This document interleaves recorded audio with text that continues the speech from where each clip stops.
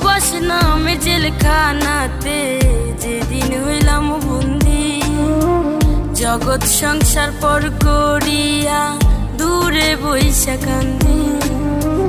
প্রবাস নামে জেলখানাতে যেদিন হইলাম বন্দি, জগৎ সংসার পর করিয়া দূরে বইসা কান্দি।